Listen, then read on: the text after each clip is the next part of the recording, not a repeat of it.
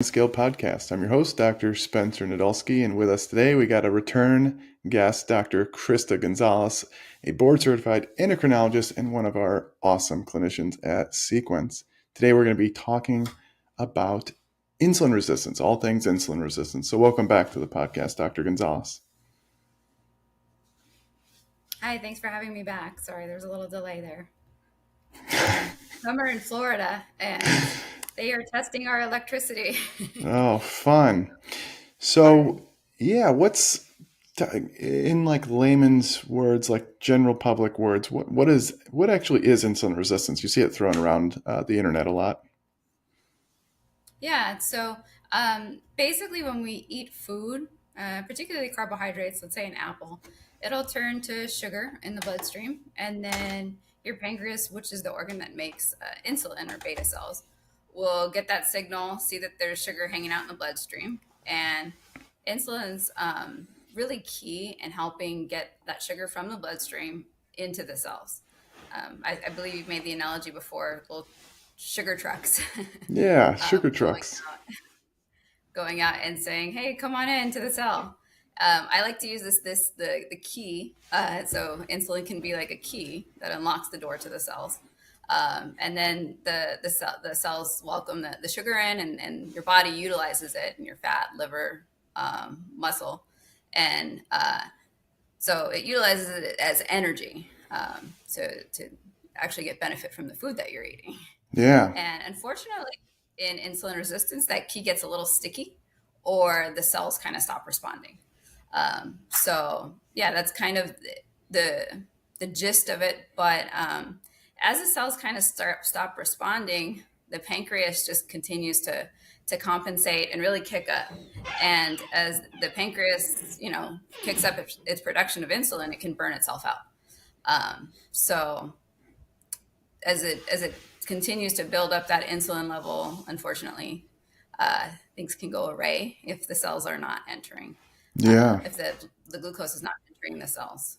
Yeah. So yeah, like basically the the key, whatever it is, I don't know whether it's sticky or like we talk about the battery being dead, the trucks aren't coming out to grab that sugar out of your blood. And that's it's for that too, but then there's also, there's all sorts of other processes in the body that use insulin to turn off and on certain things like our lipids. There's certain enzymes that help, after we eat, we have also fat in our blood that can help us metabolize our triglycerides. And then if the key's not working very well, those triglycerides, you start seeing triglycerides increase in the blood. So like when somebody comes to you, I'm sure you see it all the time. Yeah, I bet you see it at Sequence too. Someone comes in like, I have insulin resistance. What are the key tests to know whether someone really has insulin resistance or not? I mean, we're not talking about if for anybody listening, they're like research grade tests that they do. There's these insulin clamps where they infuse you with a bunch of insulin and they infuse you with glucose and see how much insulin they need to get the glucose into our cells. But like, we don't do that. It's invasive. That would be time intensive, and it's only done in research settings. So what about you, like as a clinician, what do you see that says, okay, this person probably does have insulin resistance, or I don't know if this person has insulin resistance? Yeah, that's a really good question. So I kind of start out by asking, okay, who's asking me this question? For example, is it somebody with a family history of diabetes? Because there would be higher risk.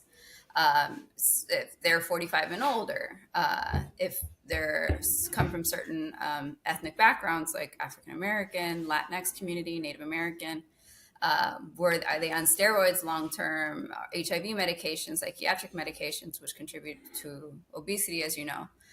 Do they have other risk factors like sleep apnea, PCOS, fatty liver disease, Cushing's, and some lipodistrict disorders, which is a whole nother conversation. Yeah. But so first, is it somebody that is high risk? And usually it is, with the people that usually I see. So what signs and symptoms do we look out for? What tests do we do? Waist in a man greater than 40 inches, although that's not always accurately measured. And there's some debate even amongst physicians on how to measure that. In a woman greater than 35 inches, is there physical signs and symptoms like acanthosis nigricans or dark velvety patches under in the axilla or behind the neck? Skin tags are another sign of insulin resistance, a physical sign. Is there blood pressure greater than 130 over 80? Fasting sugar, if I'm looking at their labs, the fasting glucose or fasting blood sugar, is it more than 100? A1C in the pre-diabetic range, 5.7 to 6.4. Of course, that's definitely insulin resistance. They have pre-diabetes. Triglycerides more than 150, although some clinicians do say that even less than that or a trend over that, towards that, could be an early warning sign. Low good cholesterol or HDL, less than 40 in men and less than 50 in women. So those are kind of the screening things that my eyes go to whenever I'm looking at somebody's labs or where they're coming from as well to kind of gauge their risk. Yeah, yeah, I think no, those are all great. There's some people that will like go to the end of the earth to try to find insulin resistance in somebody because let's say they're lean, they relatively lean. They don't have that abdominal obesity or excess weight around their abdomen. They're whatever. They're a 30-inch waist for a woman and let's say 35 for a man. And then their blood pressure is normal, their glucose is normal. Yeah, maybe their triglycerides are like, let's say they're 90 or something like that. There's, you know, you may start to wonder, triglycerides over 100. That's probably not normal. But let's just say it's 90, and then let's say their HDL, let's say it's 55 or something like that for the man. Okay, so some people go as far as to like they'll do a glucose tolerance test and then add insulin levels on top of that, and they'll look and see like, okay, during this glucose tolerance test, you basically drink a thing of sugar, and then you watch your sugar over time. But now they're adding in the insulin levels. They're kind of doing what I was talking about at the beginning with this um, this euglycemic clamp, this insulin clamp. Anyway, some people do that, and then they see some little level of their insulin went higher than what you'd expect. Honestly, I think if you're going to that level of testing, I think you can probably just assume that the behaviors that you need to do are like, it doesn't matter. How's it going to change your management, right? Like that's the big question. So like when somebody comes to you and says they have insulin resistance, what do you do for them? Like what's anything different? So that's a good question. There is also debate, and it's not well established, utilizing fasting insulin levels. Some some research shows as low as a goal of 2 to 5. Others and a little more conservative, I guess, is less than 10 for a fasting insulin level. To pull insulin levels after a glucose challenge, which by the way tastes awful because I just had mine for gestational diabetes Ooh, test, and that was not fun or to put yeah. patients through. Ugh. But yeah, to do that after a glucose challenge, obviously those insulin levels are going to go up. So, I mean, if they're really searching and they're searching for fasting, although it's not well established yet, and say it's a little bit high, and they tell me that they have insulin resistance, um, it doesn't necessarily change the way I would manage somebody. Now, say I'm the one diagnosing insulin resistance or metabolic syndrome in somebody, and they go back to their primary care doctor. I'm hoping that as it would create like a red flag in somebody's head. Hey, I got to watch this person a little bit closer for diabetes in the future. Hey, I got to watch this person a little bit closer for cardiovascular disease in the future. And maybe I should aggressively treat their obesity a little bit more with lifestyle interventions and the medications that we typically recommend. So again, it wouldn't really change my management, but I'm hoping that something like that would create a flag in another clinician's brain to more aggressively treat the disease. Yeah. So if they're coming to us and they say, like they don't have any technically diagnosed comorbidities, but they say I have insulin resistance. I've been told that before. I'm pretty sure I have insulin resistance, and it's like, hey, all your labs are normal. Maybe that fasting insulin would be the only thing that we could probably do. We don't order it. So for those listening, we have a basic panel. It's all the basic like comprehensive metabolic panel. You do a blood sugar. It's got your kidney levels, your liver levels, and some electrolytes. And then we have a lipid panel, shows your cholesterol and broken down into the LDL cholesterol, HDL, and triglycerides, and the total cholesterol. And then we have a hemoglobin A1C, which is the average blood sugar over 3 months. So if all those are technically in the normal range, we actually do have it. We haven't released this, but I did develop like an advanced panel for people that would maybe want to do this. I probably shouldn't even say this on podcasts because then someone's going to listen to this and be like, "I want that," and it's not even available yet. But we actually there were some extra labs that I did get that a high sensitivity C-reactive protein, a fasting insulin level, and then an apolipoprotein B, which is this basically this protein that helps carry the cholesterol. It's actually a little bit more accurate than a cholesterol level for determining risk of cardiovascular disease. Anyway, so like maybe, but if that's like you said, if it's under 10 and everything else is normal, I don't know. We can't just tell people they have insulin resistance. But I will say that like if you have insulin resistance, maybe it would give you a little bit more motivation to seek obesity therapy. In general, it's just the therapy is weight loss, obviously improving quality of diet, improving your sleep. You're the one that did the talk all about sleep last time. So like, if you're up watching Netflix all night, watching your phone, and maybe you're having some insulin resistance and everything else kind of looks normal, yeah, improving your sleep might help there. So anyway, so whenever we're looking at these things, we're always looking at like, what are we going to change based off of this new information? And for someone with insulin resistance, if they're coming to us, the one thing that may help though is potentially putting it on a prior authorization, right? Like maybe that would help insurance companies because no matter what, we do want to help you lose weight and get leaner and meaner and healthier. So anyway, it's kind of just an interesting thought process. What else do you think anybody needs to know about insulin resistance? Like Yeah. it, So how do they combat it? yeah, what do you do? If they do have a diagnosis of insulin resistance and it wasn't lightly diagnosed, like you mentioned. So lifestyle, we obviously emphasize that at Sequence with our team of dietitians and counseling for dietary and lifestyle modifications, as well as fitness. So building muscle, maintaining muscle. It will help utilize the glucose in the bloodstream more efficiently, which is really key in staying healthy. And anytime that glucose is hanging out in the bloodstream, it's causing damage to the endothelial cells.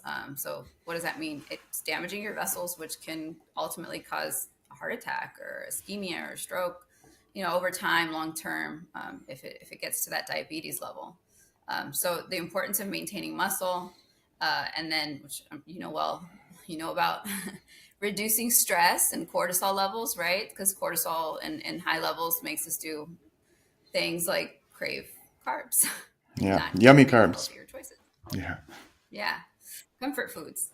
yeah, And then sleep. So when we talked about sleep, one thing that was discussed is that uh, if you're dieting and you're exercising and you're doing everything that you can from a lifestyle perspective, but you're not sleeping, compared to individuals that are doing the same thing and they're getting their 7 to 9 hours of sleep, you're losing 55% less weight than they were. So that's huge. I think that's a huge motivator for a lot of people that I talk to. They're like, oh, wow, sleep really is important yeah, because they don't want to see all their efforts go to waste. yeah, So yeah, making those lifestyle modifications is key. And then also adiposity, I like to call it, another organ because it really is. It causes a lot of inflammation. As you mentioned, hsCRP, apolipoprotein B. If you have increased adiposity, you're at higher risk for higher levels of coronary vascular disease. Visceral fat as well causes that, leads to diabetes and cardiovascular disease as well. So managing adiposity is really key, which is why we're trying to prevent diabetes from happening and cardiovascular disease from happening. And that's where these medications that we're prescribing, why they're so useful. yeah.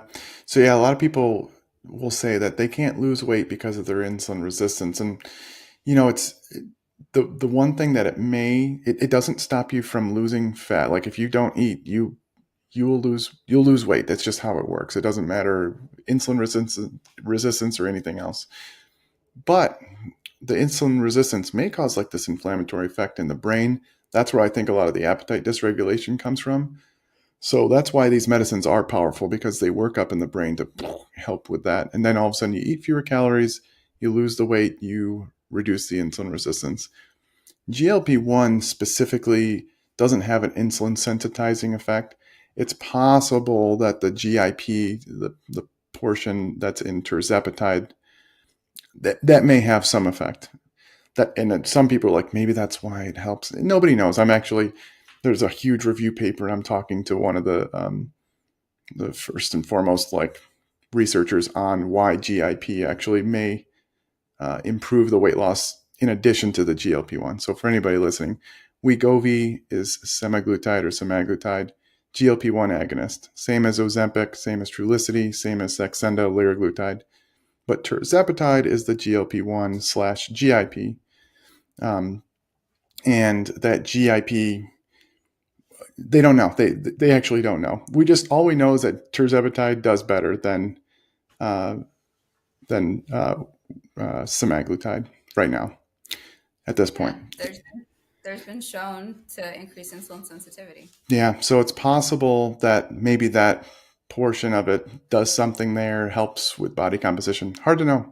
I think it's a lot of interesting stuff. Either way, like losing weight especially around your abdomen, which I think it's not just losing weight, it's the quality of weight loss. That's why we got to lift weights. I think making sure we eat enough protein. We are developing a special program that should help those who are on a GLP-1 journey do those types of things too. Make sure that the body composition is just as important as just weight loss in general. So anything else? I think we kind of covered it. It's pretty standard, straightforward. Yeah. Yeah, that's it. If anybody wants to listen to the metabolic syndrome, we go into a little bit more of the components of metabolic syndrome, which the underlying cause of metabolic syndrome is like insulin resistance. And if anybody wants to listen to the sleep discussion with Dr. Gonzalez, go back and listen to that. If you have a friend or family, a member who may have some insulin resistance, send them this podcast. Thanks for listening.